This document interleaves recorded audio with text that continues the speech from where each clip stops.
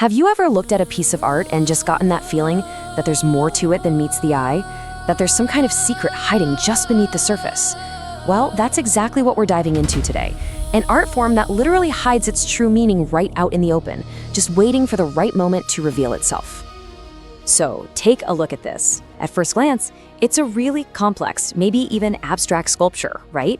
It's this beautiful tangle of lines and shapes. You could look at it all day, but if you just stop there, you'd actually miss the entire point. So let me ask you, what do you think this sculpture is really trying to tell us? And boom, here's the secret. With just one perfectly aimed beam of light, that abstract jumble completely transforms. It casts a shadow that is crystal clear, figurative, and just full of meaning. All that chaos suddenly becomes a simple, powerful image. The secret isn't in the object itself, but in the space where light isn't. So who is behind this incredible work? It's the Jordanian artistic duo Maysoon Masalha and Bassam Alsalawi. And what they do is just genius. They've basically reversed the whole process of imagination. You know how when you read a word, your mind automatically creates an image? Well, they've figured out how to turn that mental image into a physical shadow cast by the word itself. So, what they're doing in a nutshell is this. They take these gorgeous three-dimensional sculptures, often made from Arabic calligraphy, and with a little help from light, they morph them into these simple two-dimensional shadows that show a clear figure or an action. It's like a bridge between language and image that you can actually see. Now, you might be thinking, this is just a clever trick, but it is so much more than that. This is not some happy accident. It's an incredibly precise, really innovative artistic technique. I mean, they are quite literally engineering meaning, and light is the final essential tool that brings it all to life. Let's dig into how they actually pull this off. The artists have this amazing term for it. They call it the fourth dimension of their art. The 3D sculpture you see, that's only part of the story. They believe the artwork is only truly finished when that non-material element, the light, is added. And, just as importantly, when the perceptual element, that's you, the viewer, is there to see and understand the magic happening. Okay, so get this. Their whole process is totally backwards from what you might expect. They don't start by building a sculpture. Nope. They start with step 1, the shadow. They picture the simple 2D image they want to create first. Then they do the hard part, step 2. They reverse engineer the wild, complex 3D sculpture needed to cast that specific shadow. And finally, step 3, they hit it with light from the perfect angle to reveal the hidden image. And you can imagine, to pull this off, everything has to be just perfect. Their medium is often the flowing, beautiful script of Arabic calligraphy. The material is a high-precision resin that lets them get all those tiny details right. And their method is all about reverse geometry.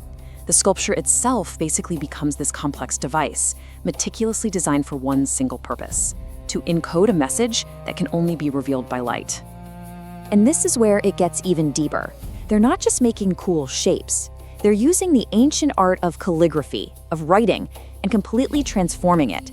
They're turning abstract text into a visual story of real embodied action. They are literally writing with light and shadow. This is a perfect example of that transformation. Check out one of their pieces based on the word subhanallah, which means glory to you. The 3D component is this intricate sculpture of the word itself. But when the active element, that directed light, hits it, the 2D result, the shadow, is an image of a person in prostration, in the act of prayer. The meaning shifts from just a spiritual word to a physical, spiritual act. It's incredible.